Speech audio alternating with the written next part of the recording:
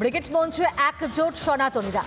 অভূতপূর্ব মুহূর্তের সাক্ষী রইল গোটা বিশ্ব, আর সেই মাটি থেকে ডাক উঠল অখণ্ড ভারতের।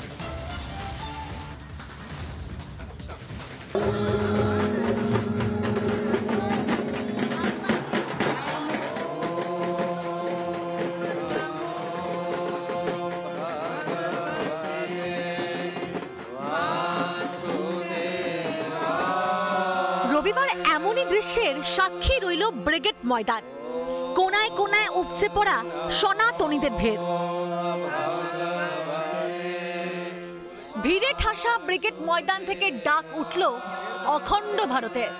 আমরা তো চাইছি যে অখণ্ড ভারতবর্ষকে পেতে, আর সেই অখণ্ড ভারতবর্ষ আগামী দিনে যাতে হয় তার প্রয়াস, এবং মানুষের মধ্যে প্রাণ শক্তি জীবিত করে 100 বছর পরমায়ু যাতে লাভ করতে পারে, ভগবত কৃপা যাতে লাভ করতে পারে, তার প্রচেষ্টা চালান।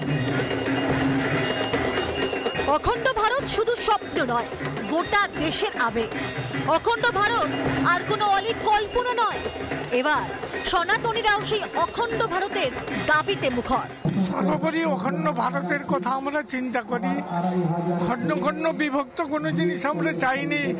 প্রত্যেকটি মানুষকে নিয়ে আমরা বাঁচতে চাই, কিন্তু প্রাণ পরম পুরুষকে সাধনা করা, পিতামাতার প্রতি শ্রদ্ধা ভক্তি জ্ঞাপন করা, এটাই তো আমাদের মূল উদ্দেশ্য। বাংলাকে যারা বাংলাদেশ বানানোর স্বপ্ন দেখছে, আজাদ কাশ্মীরের স্লোগান তুলছে যে টুকরে গ্যাং, তারা কি এই সনাতনী গর্জন শুনতে পাচ্ছে? জাত পাত কি করো বিদাই, হাম সব হিন্দু। কথা আমরা সবাই বলি, কিন্তু অখণ্ড ভারতের স্বপ্ন দেখে সেটাকে নিজের ভেতরে লালন করা এবং সেই সঙ্গে গীতাকে কোথাও নিয়ে গিয়ে এটা সবার মধ্যে ছড়িয়ে দেওয়া যে এই গীতা আমাদের আদি, আমাদের অনন্ত, এমনটাই বলছেন এখানে সমবেতভাবে যারা সাধু সন্ত মহারাজেরা এসেছেন তারা প্রত্যেকে। ক্যামেরায় পিনাকির সঙ্গে বিশাখা রুদ্র, রিপাবলিক বাংলা। নানা ধরনের কন্টেন্ট দেখার জন্য লাইক করুন, শেয়ার করুন আমাদের ফেসবুক পেজ, সাবস্ক্রাইব করুন আমাদের ইউটিউব চ্যানেল। পাশাপাশি অন্যান্য ব্রেকিং নিউজের জন্য অবশ্যই চোখ রাখুন রিপাবলিক বাংলায়।